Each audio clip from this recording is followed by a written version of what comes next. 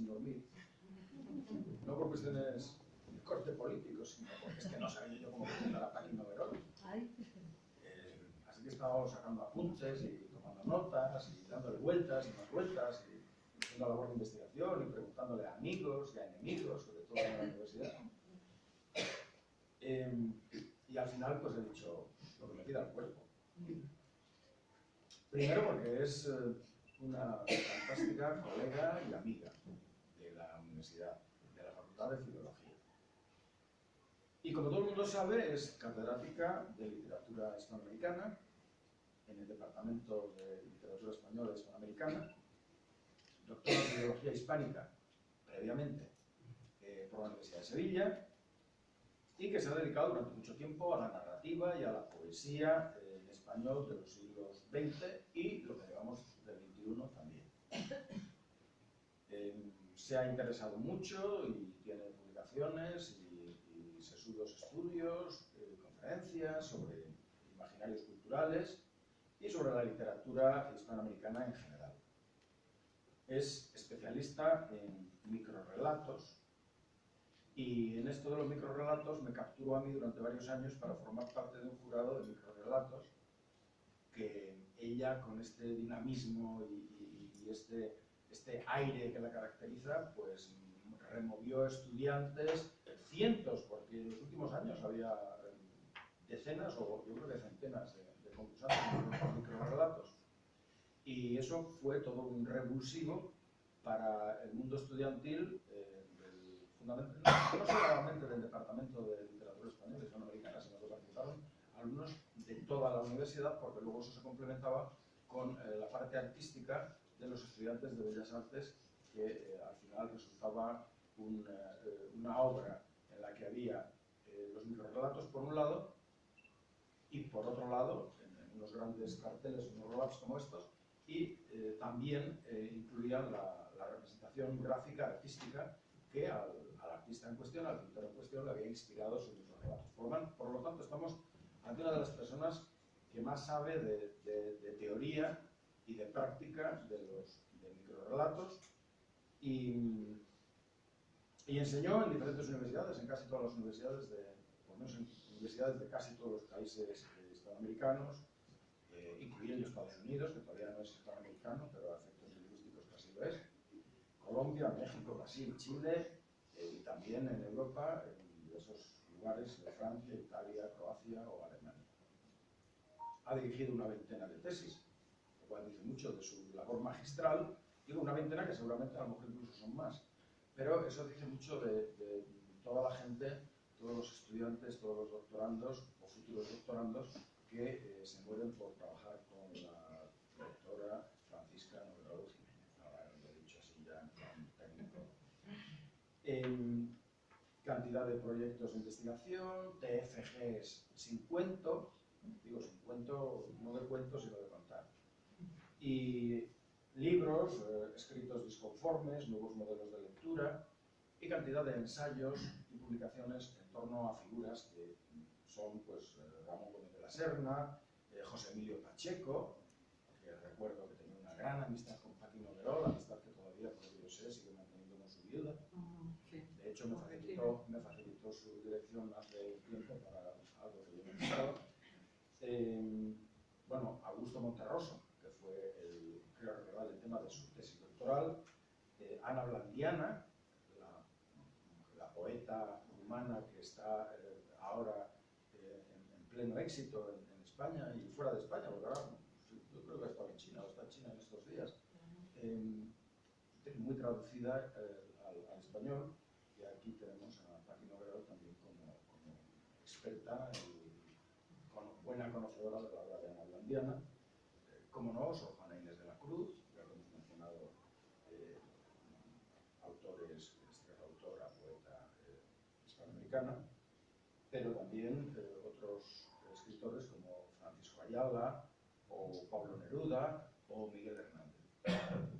Pero estamos ante todo ante una persona que se presta generosamente, y eso me consta, por distintas asociaciones culturales y diversos entornos, pues que ha solicitado su participación, y siempre generosamente Paqui allí está, entusiasta, para transmitir ese entusiasmo y contagiar ese entusiasmo que, como verán, es una de las características fundamentales en ella, aparte de ser buena persona, como he dicho antes, buena colega, buena universitaria, buena investigadora. Así que aquí les dejo con Paqui, que hoy os va a hablar de un aspecto de Unamuno, que es el de los libros de viajes.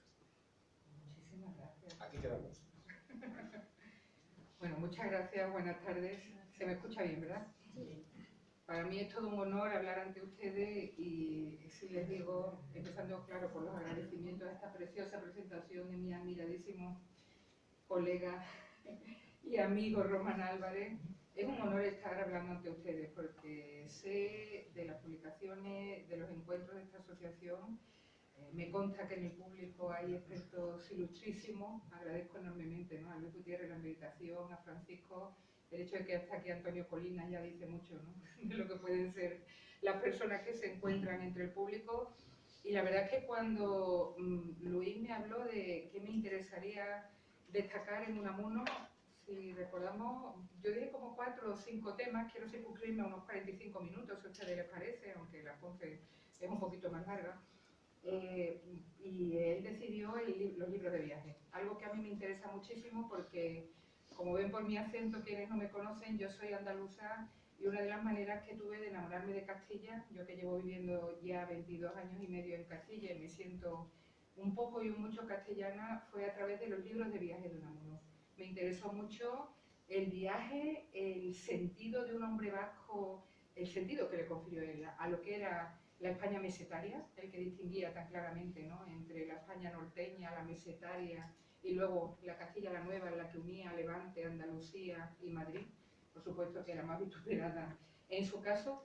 Me interesó mucho entonces acercarme a los libros de viaje porque era una manera, yo que me encontraba en ese momento sola acá, también de recuperar un amor, una admiración y de ver por ojos, desde luego, mucho más avisores, mucho más observadores que los míos, como son los de Miguel de Unamuno, por el que profeso una enorme admiración.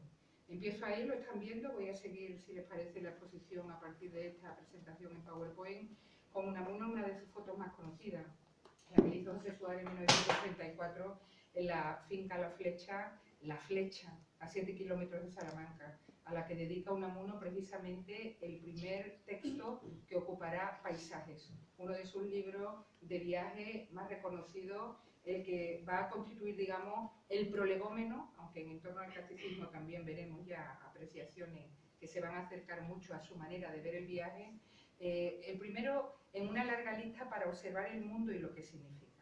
Ahí tenemos entonces a Unamuno mirando en la flecha y hacia el infinito. Y lo primero que hay que hablar en este sentido es que todos conocen los libros de viaje canónicos, tal y como aparecieron en las obras completas, en el tomo 6, Paisajes, De mi país, Por tierras de Portugal y de España, Andanzas y visiones españolas, pero también todos sabemos que se han seguido publicando después de la muerte de Unamuno y a lo largo del tiempo hasta llegar a los últimos textos sobre Madrid, sobre Canarias, incluso las últimas andanzas, ¿no?, la francesa, las italianas. ¿Qué significa esto? Que él en vida dio una serie de textos a la luz, recopilando, por supuesto, lo que iba en principio publicando en periódicos tan reconocidos como La Nación Argentina, El Imparcial, Ahora, bueno, todos los periódicos, el Noticiero Bilbaíno, en el que publicaba muchas de sus primeras andanzas, pero a lo largo de toda su vida sintió esta pasión de excursionista. Al principio se identificaba con el flaneur, el modernista, el que vaga, el que se para en la ciudad. Poco a poco va madurando esta idea, así lo dice muy bien, ¿no?, Llorens, entre muchos otros, y se convierte sobre todo en un autor que reivindica el excursionismo en la estela de la escuela krausista. No en vano, Giner de los Ríos fue un hombre muy admirado por él, un maestro y amigo, y desde ese planteamiento entonces veremos a lo largo de toda su vida esa intención de mostrar un paisaje que al mismo tiempo es la recuperación de una condición de paisanaje. Él hablará de país, paisaje y paisanaje. Y esto es absolutamente indiscutible en su obra. La manera de hacer geografía espiritual, así se ha dicho, ¿no?, Sterczewski, por ejemplo. La manera de ver un mundo en el que el individuo tiene una relación, un vínculo permanente con el lugar el que se va recorriendo. Desde ese planteamiento entonces, aunque tengamos estos 4 libros, ya les digo, podemos acercarnos a los textos de Fuerteventura, incluso a los anteriores, como En torno al casticismo, donde él empieza a hablar de Castilla para decir que a lo largo de toda su vida los libros de viaje fueron fundacionales y que esos textos ayudan a entender su poética y también su condición humana. Desde ese planteamiento entonces vamos a ver que en su literatura las declaraciones se repiten en diferentes años sobre la importancia de descubrir nuestro país en diferentes regiones. Ahí lo ven, por ejemplo, en 1895, he escogido simplemente 2 declaraciones. En el año 1895 y 20 años después, 1915. Podía haberlo hecho en otras ocasiones, pero me parecía interesante que fueran 20 años de diferencia para seguir diciendo lo que a él le obsesionaba. Son palabras de Unamuno. España está por descubrir, se ignora el paisaje y el paisanaje y la vida toda de nuestro pueblo. Esa importancia que empieza a verse en torno al casticismo, como digo, y que hace que luego vaya a repetir en 1915 de nuevo. España está en gran parte todavía por descubrir, y no menos en el aspecto pintoresco que en otros diversos aspectos. Y esto ya es interesante. La idea del rechazo a quienes acusaban a él como escritor, a Granados, por ejemplo, o Albéniz como músico, o Falla, a Zuloaga como pintor, de pintoresquismo espiritual, de hacer españoladas. En ese momento lo vamos a ver en más de una ocasión, desgraciadamente, como estos autores se tienen que defender porque le dicen, lo que vosotros presentáis siempre es una España negra, una España pobre, sobre todo eso ya conocemos, fue el San Benito, el Vía Crucis que aguantó el vasco cómplice y amigo de vida Ignacio Zuloaga. Vosotros hacéis españoladas y por tanto no estáis representando a la España que quería asomarse a Europa. Y de ahí esa polémica enorme, de la que luego hablaré un poquito, de Ignacio Zuloaga, siempre criticado frente al muy alabado y defendido Sorolla. Sorolla, que significaba el color del Mediterráneo, la lujuria levantina, dirá Unamuno en un texto muy significativo de Viaje, la marranería espiritual. Fíjense lo que estoy diciendo en este momento. El hecho de que él rechazaba en ese momento la sensualidad, el color, precisamente para defender el claroscuro de Zuloaga y sobre todo la posición ante lo que significa ser España y descubrir la condición española en su literatura. Desde ese planteamiento, y puesto que el viaje fue fundamental en toda su generación, ya saben que no voy a distinguir para nada entre 98 y modernista, porque eso no tiene ya ningún sentido. ¿Cómo no citar, por ejemplo, a Zorín? Uno de los primeros autores de imaginación geográfica, tal y como hablan hoy los autores de los grandes sociólogos y geógrafos, la imaginación geográfica de los grandes escritores que consiguen crear un mundo. A Zorín llegó a decir que la base del patriotismo era la geografía. Y desde luego que esto podemos leerlo y subrayarlo exactamente igual en otro gran vasco, amigo de Unamuno, aunque a veces las rencillas, por supuesto, siempre estuvieron por ahí, que también conoció muy bien Castilla, que compartió como Zuloaga su forma de entender el mundo, y en este caso estoy hablando, por supuesto, de Pío Baroja. La idea de que la geografía y el patriotismo se dan de la mano. En un momento de nacionalismo musical, como estoy diciendo, Granados, la Iberia de Albéniz, Falla, pictórico, he hablado de Zuloaga, podría haber colocado otro. Es cierto que Unamuno se muestra como un abanderado de este pensamiento. Y vamos a verlo en sus textos, que casi siempre van a ser escritos en primera persona, lo que da un carácter de intimidad a lo que está describiendo. Es cierto que él no habla de su vida, de su profesión de profesor o de, desgraciadamente, la enfermedad de su hijo, lo que se hubiera esperado, y lo digo por muchos críticos que se dedican a su libro de viaje y lo comentan, o de su matrimonio, o de su vida, o de sus destierros, su vida, ¿no?, tan convulsa desde todos los puntos de vista. Él no lo habla, pero sí habla de su intimidad, habla desde lo que le afecta y considera universal. Y esto es muy significativo, porque evidentemente lo que él intenta es elevar a símbolo aquello que va pensando. Y desde este planteamiento podemos entender sus libros de viaje y ver que en absoluto se van a someter a mera descripción. Lo dice en más de una ocasión. Si usted quiere que lo describa tal zona, vaya al libro tal del sociólogo o del historiador cual. Eso no le interesa. A él le interesa crear el símbolo universal muchas veces a partir de un detalle, a partir de un apartamiento, a partir de una tumba casi que raya en la afuera de un pueblo, a partir del desconchón de una pared. Eso es lo que hace Unamuno de una manera prodigiosa en sus libros de viaje.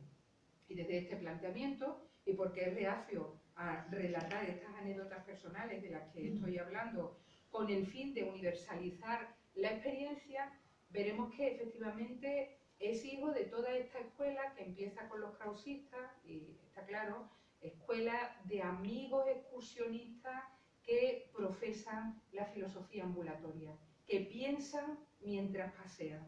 Esto va a ser fundamental para entender, por ejemplo, y eso lo dice muy bien Jean-Claude Rabaté, seguro que ha estado aquí en más de una ocasión hablando Colette, pero sobre todo Jean-Claude, ¿no? Porque los lugares favoritos de París para Unamuno eran los lugares donde seguía paseando. Eso me parece muy significativo. El Jardin des Plantes, porque podía allí pasear y ver la naturaleza. La Place de Vosges, porque es pequeña, decía, donde se encuentran los abuelos y los niños, está apartada y en silencio, y allí puedo pensar. Y el Jardín de Luxemburgo, el Jardin de Luxemburgo. Eso eran los sitios favoritos desde cualquier punto de vista, mucho más que incluso aquel café La Rotonde que relata, pero entre comillas, en relación a lo que son sus escritos de viaje. Otro elemento fundamental en este repaso vertiginoso que intentó hacer por los libros de viaje, su deseo de ir en contra del turismo de salón estereotipado, del cartel, y por ello su defensa del apartamiento, de aquello que hasta ahora no había aparecido en la historia de la literatura especialmente bien delimitado. Por ejemplo, él, que había tenido una experiencia realmente mítica de silencio, preciosa y mística en Granada, dirá en un momento dado: yo no voy a hablar de Granada porque todo el mundo está pintando Granada. Granada está siendo desgraciadamente convertida en esa España de pandereta que a él no le gustaba que trascendiera. Y como Granada se identificaba con esa mediterraneidad, con esa Castilla la Nueva, que muchas veces fue vituperada por artificiosa en su literatura, dirá, aunque tuvo una experiencia mística, y ahí, Antonio, pienso en tu Orfeo, porque la verdad es que cuando lo estaba leyendo pensé que le ocurrió como a ti en la Alhambra. En el Jardín de la Alhambra Unamuno tuvo una experiencia extraordinaria. Dice, normalmente lo que se piensa de Granada no es en esta experiencia de plenitud, de silencio, de introversión, por lo tanto esta experiencia quedará para mí para siempre y yo no hablaré de Granada. Y en el cambio, sin embargo, dirá, quiero hablar del monasterio de Yuste.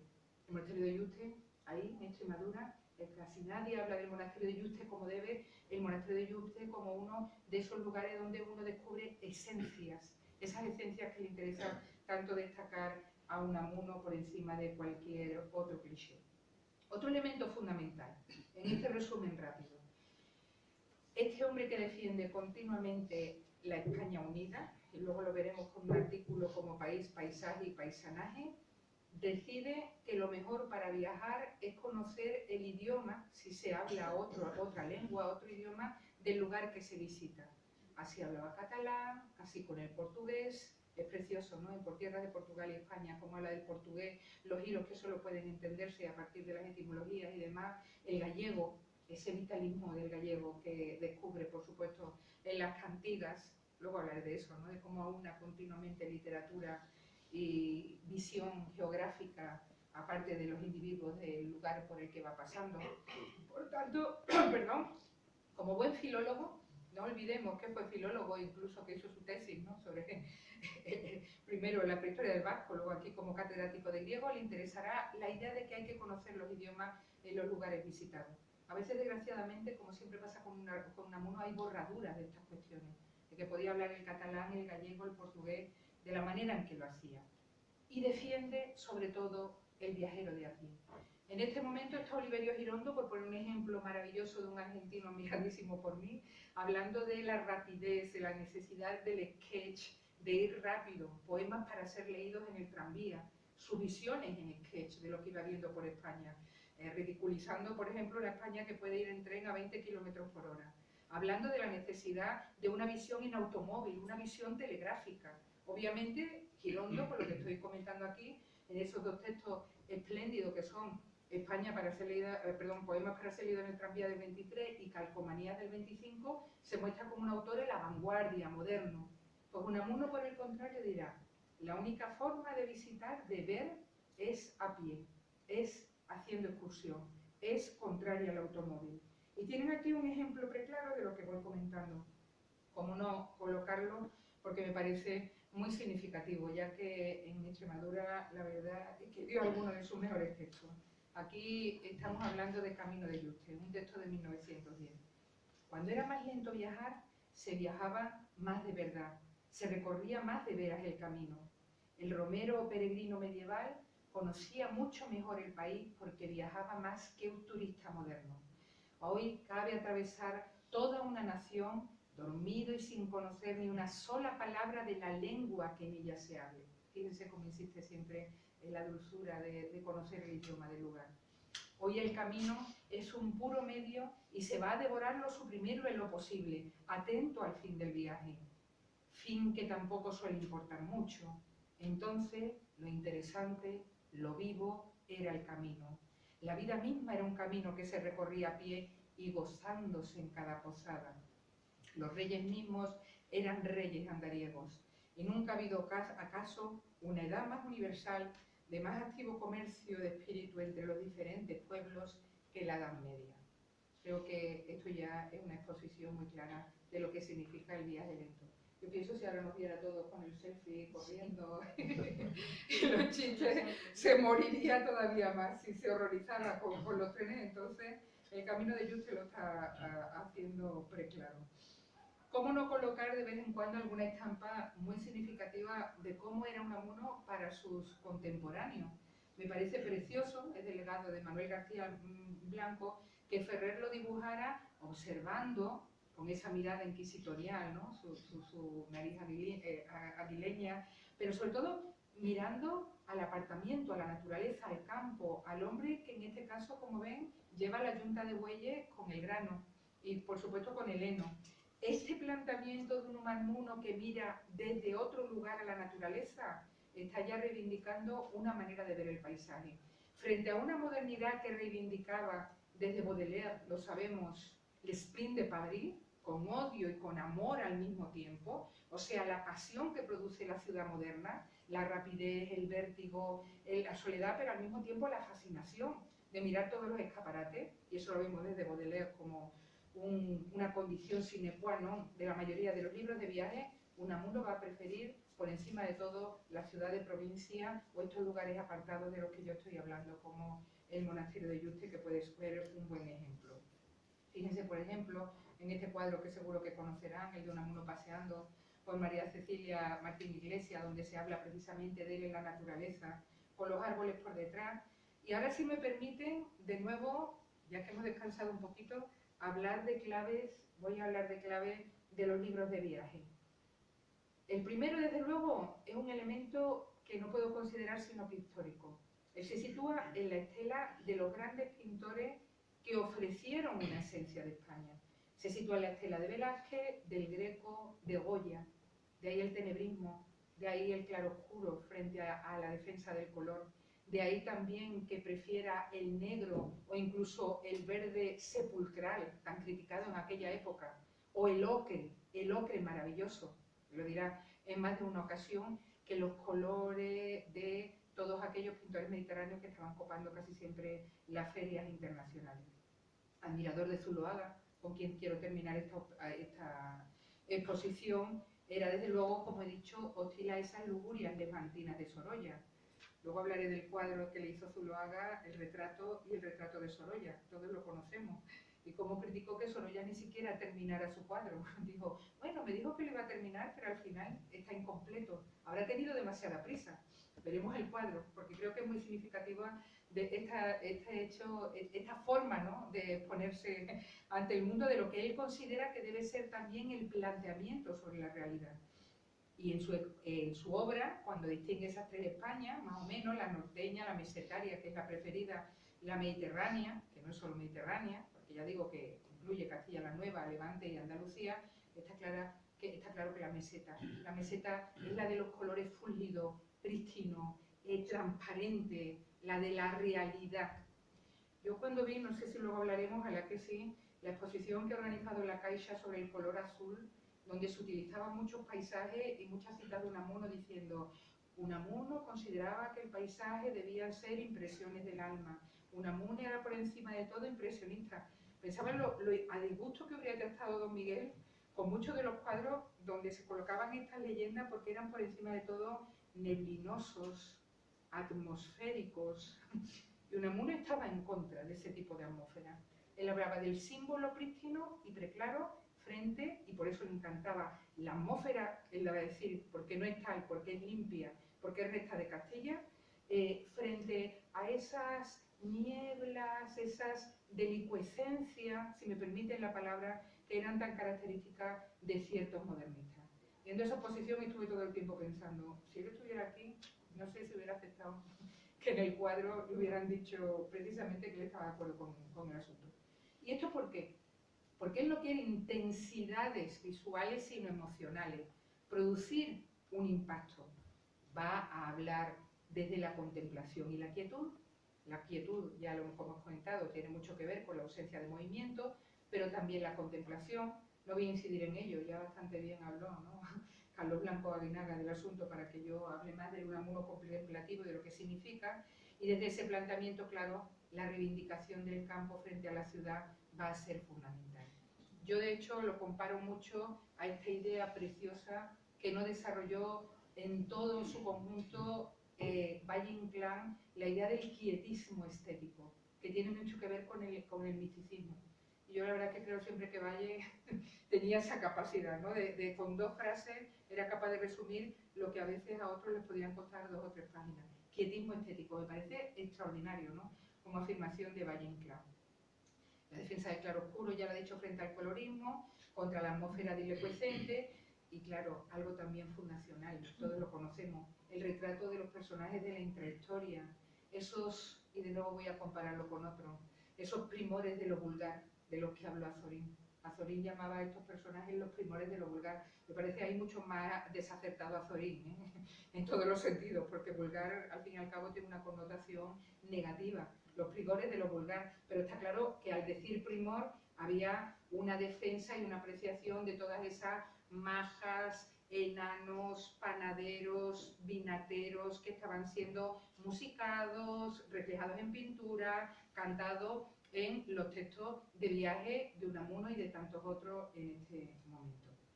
Y voy a seguir insistiendo en lo que a él le interesa desde el punto de vista estético.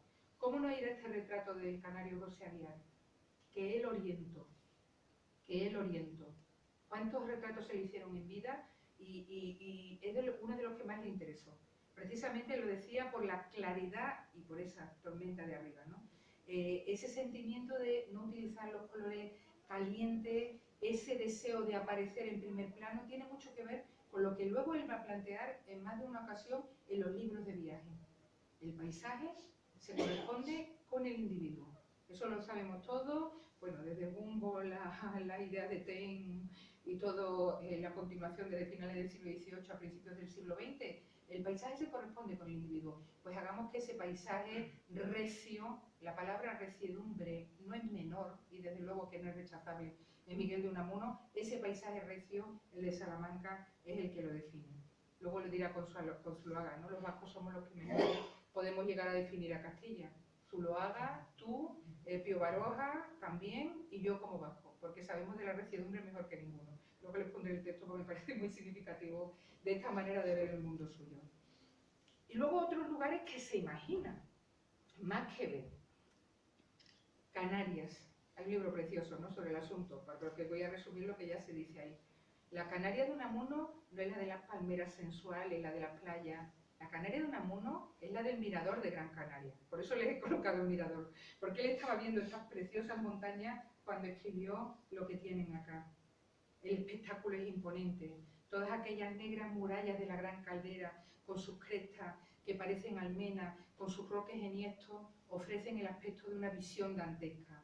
No otra cosa puede ser las calderas del infierno que visitó el florentino. Es una tremenda conmoción de las entrañas de la tierra.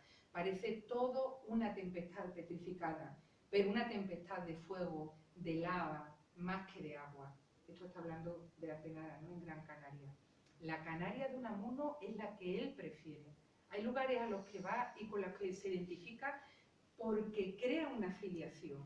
Está claro que, y en este viaje tremendo en el que está diciendo lo que acabo de leer sobre los volcanes de Artenara, donde fue abucheado en pleno juegos florales, allí en medio del teatro, porque se había enfrentado contra los nacionalistas canarios. Fíjense qué situación, ¿eh? Llegar invitado y, como siempre, una persona tan polémica y tan valiente como Unamuno, verse al final abucheado porque había dicho que hacían los canarios pidiendo ciertos nacionalismos, que eso era una manera de dividir a España. Bueno, pues en ese viaje, con las actitudes que hubo en el mismo, escribe este tremendo texto y empieza a imaginar una Canaria que va a ser fundamental y fundacional. Todos lo sabemos por la idea también que hay por detrás cuando vemos a Fuerteventura. Recia, sobria, de pocos colores, desde luego ajena a esa sensualidad que siempre le pareció mentirosa. Uy, acabo de hacer una tontería, así que ustedes me disculpan, porque a veces uno no sabe. Aquí tienen un comentario que yo no voy a poder leer demasiado bien y que yo creo que ustedes no ven tampoco demasiado, ¿no? Mala cosa, ¿eh? Lo intenté por todos los medios, lo he abierto, pero ya. Bueno, lo dejaré aquí por si alguien quiere leerlo. Es un comentario precioso porque simplemente quería que vieran que la mayoría de estos textos estaban publicados en periódicos, que él tenía pues la mala suerte durante mucho tiempo de necesitar ganarse la vida, no solamente con la cátedra, como todos sabemos, o con la prensa, sino con la profesión de profesor, sino con la prensa. Y en este caso, País, Paisaje y Paisanaje me interesaba para que vieran las columnas. Es un texto publicado en 1933 en el diario Ahora, como ven arriba. Un texto en el que él precisamente va a defender una España unida frente a los nacionalismos. Empezar a hablar de esos que llaman meteco, un texto de extraordinaria actualidad. Si quieren buscarlo, ahora mismo ponen País, Paisaje y Paisanaje, Miguel de Unamuno, y con la que está cayendo, y nunca voy a decir lo mejor, lo van a ver repetido continuamente, porque él dirá precisamente para qué dividir y qué sentido tiene esto. Quería colocarlo precisamente porque habla de geografía, habla de condición y busca esta línea conductora que vincule a toda España y que él encuentra claramente en Castilla. Luego, para hablar de otras cuestiones, simplemente anotar cómo, obviamente, el Unamuno de los 21 añitos no es el Unamuno último, el maduro, eso está claro, y lo han visto en más de una ocasión aquí.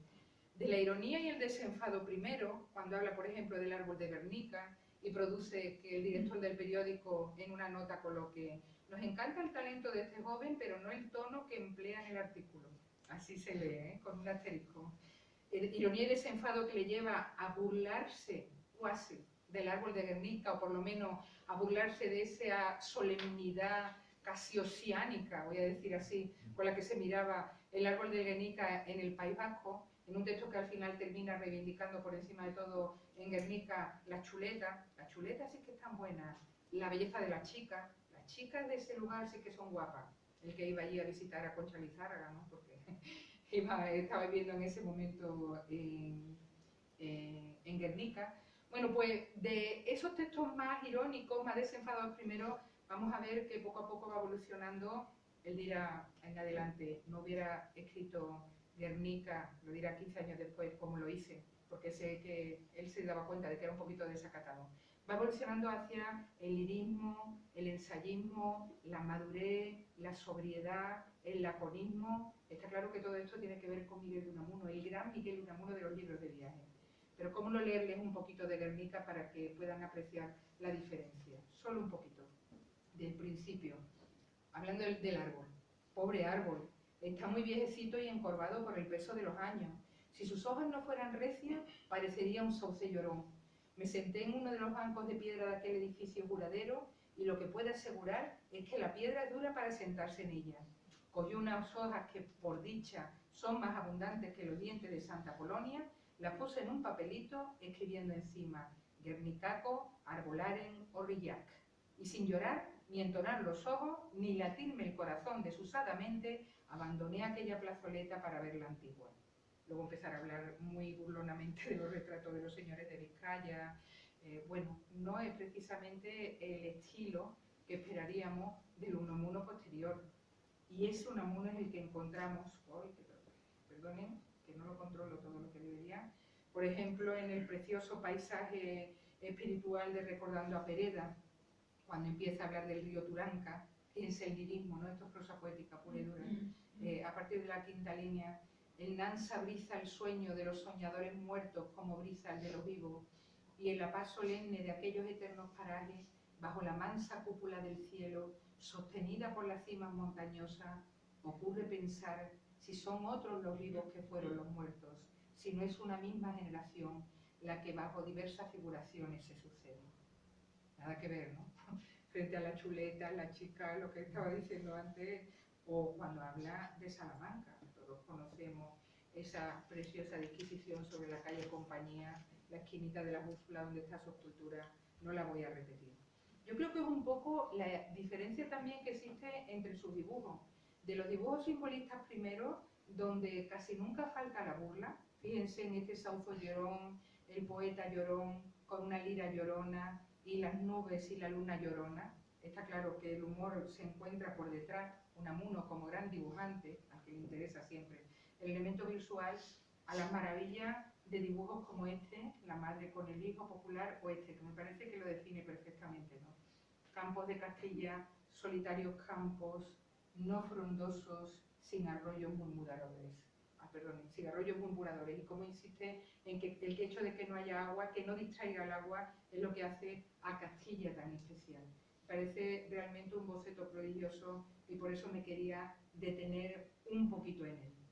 ¿Ven la línea? ¿Ven el paisaje? ¿Cuántas veces insiste en que todo es cielo en Castilla? En la posibilidad precisamente de que porque no hay distracción con el verde, la fronda como en el País Vasco, se encuentra la esencia. ¿Cuántas veces vemos en dibujos como este de Maduré un sentimiento esencial que siempre tiene que ver con el deseo de llegar a las líneas maestras del pensamiento? Ensayo, lirismo, paisaje. Los libros de viaje casi siempre han sido considerados como circunstanciales, contingentes, menores. En Unamuno no es así. Para terminar mi exposición, y ahora ya vamos a ir más rapidito, ¿cómo no compararlo con Ignacio Zuloaga, su cómplice, que comparte, estos son dos autorretratos de Zuloaga, al que yo todavía recuerdo por el billete de 500 pesetas, es así, no sé si alguno de ustedes... ¿No lo conoció con su edad? Sí, existía. Cuando yo lo dije preparando, le digo, esto me suena, y claro, era esto, el billete de Zuloaga, el gran amigo con el que compartió toda una forma de ver. Unamuno y Zuloaga en el Retiro, en 1915, hay tantos testimonios sobre la amistad que mantuvieron, a Zuloaga que le fue tan difícil precisamente porque ni era querido por, digamos, la inteligencia vasca, vascuense, ni tampoco en Europa, precisamente por ser acusado de hacer una españolada, una España negra, y estos dos retratos que me parecen absolutamente significativos de lo que les estoy diciendo. Este es el retrato, uno de los favoritos de Unamuno, todos lo sabemos, porque está desde la papiroflexia a esa mirada inquisitiva, penetrante, directa, a ese elemento alrededor de la cabeza que habla de un pensamiento turbulento, como corresponde a Unamuno. Permítanme que ahora mismo les coloque el de Sorolla. La diferencia, ¿no? Sin terminar. Y Sorolla es un extraordinario pintor, pero está claro que no conoce también a Unamuno, o que no le interesaba. Está la silla, que todos conocemos, ¿no? De ahí, y demás, pero cuando a Unamuno le hablaron de qué significaba el retrato de Sorolla y el comentario que hace, en más de una ocasión hablando con compañeros que admiran tanto a Unamuno como yo, a Unamuno lo que le agobiaba o le angustiaba es que este retrato es el de un gran conocedor del personaje, y este retrato podrían ser otras personas. A eso me quiero referir, ¿no? Eso es lo que a él le parece que puede ser mentiroso en algún lugar. ¿Cómo no va a identificarse con Zuloaga? De pronto también quiero colocar dos declaraciones, una de 1913, siempre hago lo mismo para que se vea que a lo largo de toda su vida mantienen un ideario, otra de 1945, cuando Zuloaga ya está a punto de morir. Zuloaga en 1913 dice casi lo mismo que en 1945. Mi obra, dice Zuloaga, vendrá a ser lo que es, lo español, lo castizo, lo que está en las gentes y las cosas, lo que he visto y he sentido lejos de mi tierra y he paseado con amor como rico trofeo evocador de nuestra raza. Luego, en 1945, yo añoro y persigo lo potente, lo recio, lo áspero y hasta lo agrio. Parece que uno está leyendo Unamuno, de todas las andanzas últimas. Castilla me ha dado la plenitud de sus deslumbramientos y penumbras, sus oposiciones vigorosas de azules, granas y amarillo, y esos grises incomparables de sus lejanías caliginosas, los elementos cardinales de los fondos culminantes y de los únicos paisajes integrales que han perpetuado mi paleta. Por eso, Unamuno, cuando es atacadísimo Zuloaga en 1908, escribirá para el diario argentino La Nación un precioso texto llamado Zuloaga el Vasco, y luego le escribe a sí mismo una carta. Zuloaga le agradece, le dice: por fin, gracias a usted, que es una gran personalidad, me ha defendido, voy a seguir ganando 100 duros, bueno, una carta muy personal. La carta de Unamuno a Zuloaga habla de una complicidad, y la palabra complicidad no es menor, ¿no? Sabiendo de alguien que adoraba la amistad como él. No sabe usted bien, amigo Zuloaga, cuánto sentí no haberle visto en Bilbao. Luego dice que estuvo como buscándolo. Losada me dijo que estuvo buscándome. Y si no hubiera sido porque usted andaba de un sitio a otro como el judío errante, habría ido a Eibar a verle y a ver el enano. El enano al que se refiere luego lo comentaremos, ¿no? El enano Gregorio el Botero, el famoso cuadro de Zuloaga del enano Gregorio el Botero. Y empieza a hablar de lo que importa para él Segovia, que desgraciadamente, aunque haya recorrido media España Unamuno, todavía no conoce Segovia, quiere ir a Segovia para que se lo enseñe Zuloaga. Esto era muy común, que un amigo artista te enseñara la ciudad. Y el comentario mejor al final: siempre le he creído no ya un buen vascongado, sino uno de los más típicos representantes de la casta. El haber resucitado y paseado triunfalmente por el mundo del alma de la antigua y castiza pintura castellana es una prueba de ello. Soy de los que creen que nosotros, los vascos, somos los que mejor comprendemos y sentimos lo castellano, y por mi parte no pararé hasta restaurar lo que hay de eterno en su mística. Y esto lo dice muchas veces Unamuno. No me da tiempo, solamente decir que en De Arte Pictórica, por ejemplo, en 1912, igualmente va a hablar de cómo Castilla de Zuloaga debe ser defendida frente a Sorolla, igual que él se sienta absolutamente a gusto pensando en Baroja y no identificado con Blasco Ibáñez. Es una manera de ver, ¿no? Y con el aspecto de la realidad visible que a un pintor le llama la atención, va unida a su manera de interpretarlo. El modo de pintar responde en gran parte a esa predilección del artista por ciertos modos de la realidad visible, con preferencia a otro. Hay un mundo del claroscuro, hay otro mundo del color, está claro. Termino, por tanto, con imágenes de Zuloaga, porque creo que es como hablar también de magia. Ahí vamos equiparando en el mundo del paisaje al gran pintor y también al autor de los libros de viaje que estoy comentando aquí. Me interesan estas dos figuras, Calle de Gerona y al mismo tiempo esta de Casa del Obispo de Tarazona, por las paredes desconchadas, la ausencia de pintura, el elemento de la vejez, de la herrumbre.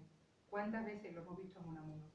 Como no hay mucho tiempo, me dedico precisamente a estas imágenes y no al mantón de Malila o a las flores y los geranios, que podrían ser quizá más exitosos en el salón de exposición. Pero Zuloaga está pintando esto, lo que agradaba a Unamuno. ¿Cómo no hablar de los ocres del paisaje de la Alhama murciana? ¿Cómo no hablar del Burgos que presenta en Paisaje de Pancorbo? Y que desde luego tiene reminiscencia del Greco. Está claro que ese monte, ese risco, esa manera tan sobria, esa utilización de los colores, incluso la vista desde arriba. El hecho de que esté utilizando siempre la imagen desde la, voy a decir así, vista angélica, como se ha dicho en más de una ocasión, hablando de los libros de paisaje de Unamuno, la mirada en picado, las vistas angélicas de Zuloaga tienen mucho que ver con las de Unamuno, pero sin que haya ángeles, está haciendo que los ángeles sean terrenales. El paisaje de Calatayud, que me interesa también por lo árido, por lo seco, en primer plano un poquito de vegetación, al final los montes. Es una técnica continua en Unamuno. Si aquí hubiéramos hecho en una hora un comentario de texto, podríamos ver cuántas veces se repite esta técnica que encontramos en el paisaje de Calatayud de Zuloaga o el paisaje de Toledo. La verdad, parece que estamos viendo el Greco de nuevo. En excursión, Unamuno dirá que la patria debe ser descubierta en los viajes. Esto es uno de sus textos primeros. Luego, en Paisajes del Alma, ya en 1936, dirá, bueno, se ve por las excursiones, pero también por los relatos. Lo que quiero decir con esto, uno de mis últimos apuntes, es que Unamuno viajaba, pero al mismo tiempo descubrió muy pronto, sobre todo a partir de los años 20, lo vamos a ver, que a los países se los descubre con los escritores. Por eso es tan importante también el idioma. Si estoy en Coimbra, leo La Constanza de Eugenio de Castro. Si estoy en Guarda, leo a otro escritor portugués. Aquí el ejemplo preclaro de Zuloaga, que es capaz de pintar Toledo y al mismo tiempo colocar en primer plano a Maurice Barrès, el gran hispanófilo, precisamente porque había sido el que escribió sobre Toledo.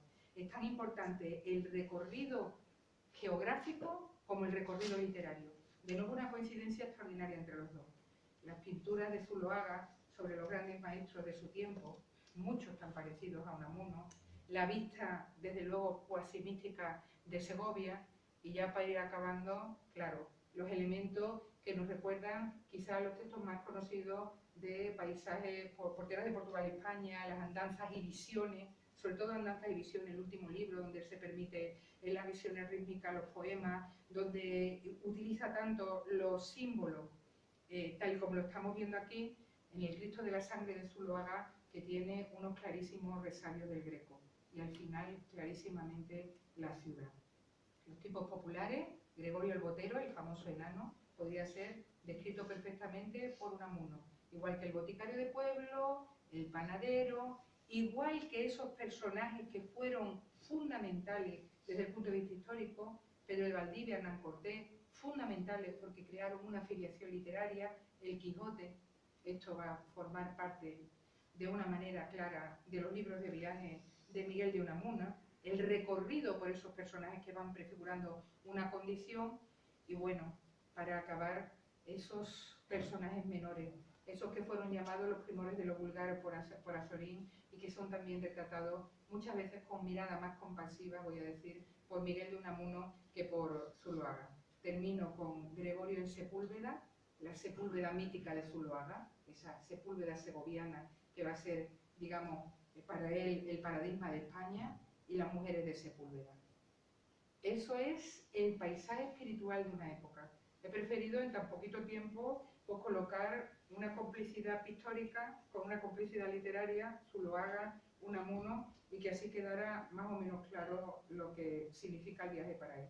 Como ven por la bibliografía, se extiende porque no solamente hay una persona a la que le haya interesado el paisaje espiritual de Unamuno. La verdad es que todos los que nos acercamos de alguna manera a una geografía que en principio puede resultarnos extraña y sabemos que tenemos ahí a un Virgilio espléndido, pues leemos a Unamuno, nos interesamos por él y terminamos precisamente viendo por sus ojos. Muchas gracias.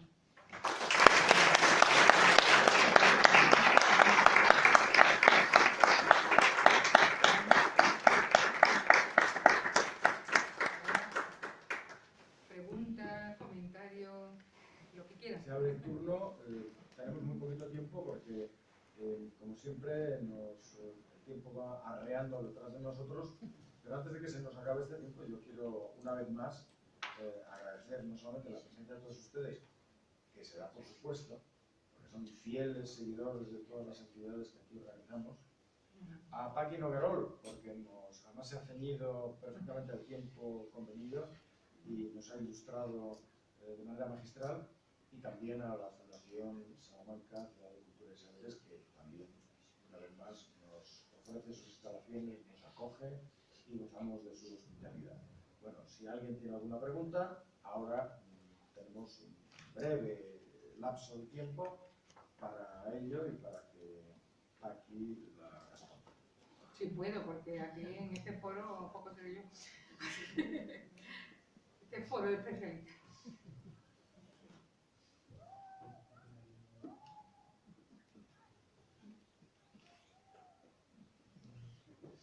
Nos ha dejado tan apabullados que ya no... He ido quizá demasiado deprisa, ¿no? Pero no, ya las imágenes, digo, a lo mejor era, pero con 45 minutos...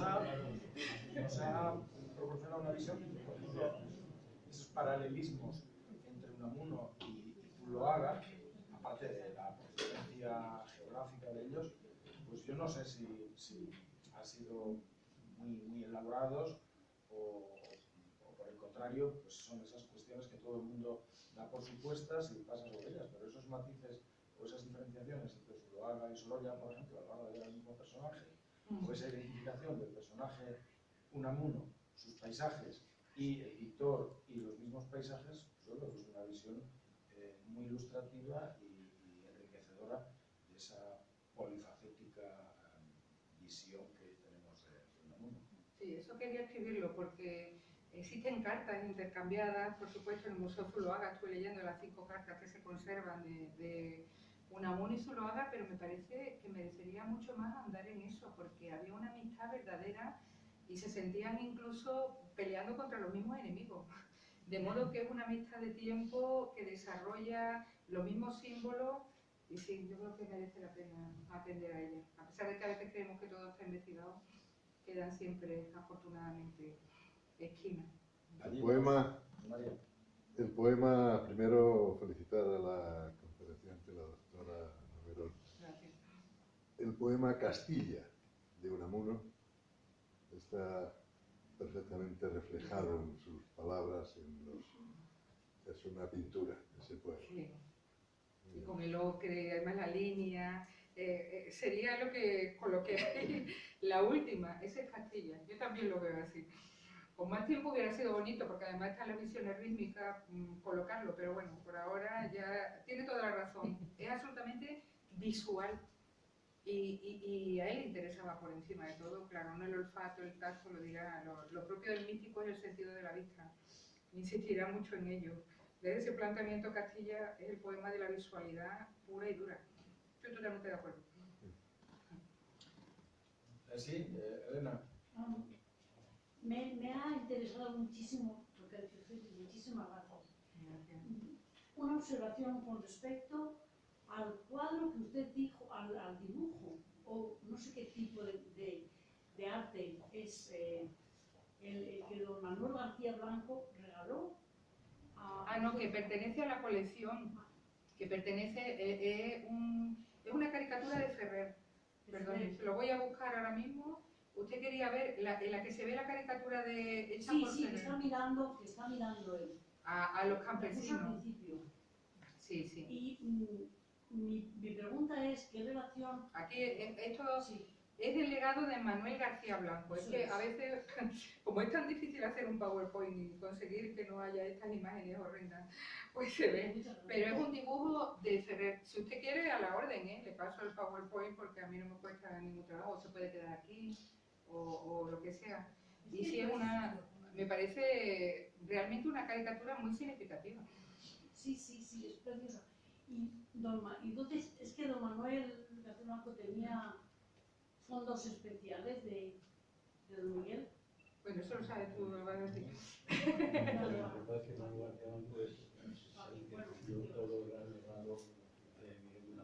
Y lo donó incluso todo el epistolario que después otros se han aprovechado tanto de algunos muy actuales, porque Laureano Robles ya se fue, pero hay otros muy actuales que se han aprovechado muchísimo del legado epistolar de García Blanco, pues toda la donación fue muy... Pero yo quiero, Paquita, que te des cuenta qué libro lleva en el bolsillo. Pues fíjate, ahí se ve el especialista, mero. A ver, tengo que leer aquí, porque yo no lo veo aquí. Por tierras de Castilla. Sí. Ahí es donde debería haberlo dicho, muy agudo, es verdad. ¿Te das cuenta del paisaje que has comentado y tal? Sí, que tenga el libro está al lado, claro que sí. Pues enriquece mucho, verdaderamente, que tenga el libro al lado. Pues no me había dado cuenta. Ya se va perdiendo. No, pero comentar que hiciste. No, pero está muy bien, es que es verdad, llevar el libro. El libro que lleva es un libro ya. Muy bien, pues muchísimas gracias. Aquí nos ha abierto las puertas de la curiosidad para seguir profundizando en estos aspectos y lo ha hecho pues, con la sabiduría y el dinamismo admiración por este hombre maravilloso. Ella utiliza, me consta, en sus clases y con el que entusiasma a sus alumnos y también al público que asiste a sus conferencias. Muchísimas gracias. Vamos a hacerle un reconocimiento, ya que el Bill Metal no es cuestión que a nosotros nos preocupe, estamos por encima de esas vilezas de los terrícolas. Vamos a hacer la entrega, en primer lugar, del... ¡Ay, qué bonito! ¡Ay, qué bien, Román! De lo aquí. ¡Qué bien, qué bien! Pues me parece precioso, ¿eh? Me gustaba mucho. Pero Realmente también, bonito, ¿eh? pero también queremos hacerle llegar algún otro recuerdo más de la Asociación Amigos del Mundo de Salamanca. ¡Qué bonito! Yo lo abro, no sé de qué. Puedes abrir todo lo que quieras. Libro. Ay, oye, maravilla, ¿eh? Este de bolsillo Y finalmente te damos una cosa más que tiene que ver también con la asociación, que es algo que la distingue y que la singulariza y que tiene mucho que ver con Salamanca y también con el paisaje salmantino de la parte de Villamayor. Jolín. Se abre mal. Se abre mal, pero Se abre mal. se abre.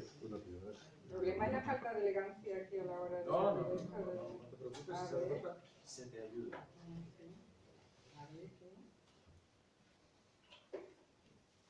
Un ladrillo de Villamayor, ¿eh? Yo de Villamayor. Sí, ¿no?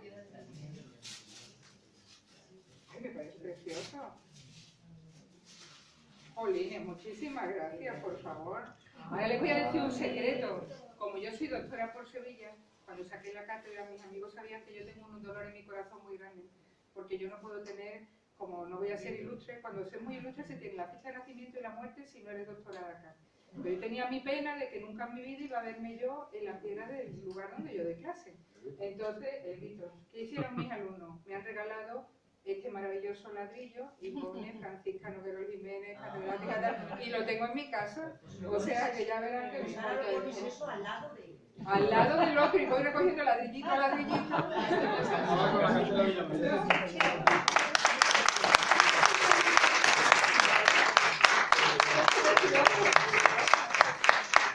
Muchísimas gracias, de verdad que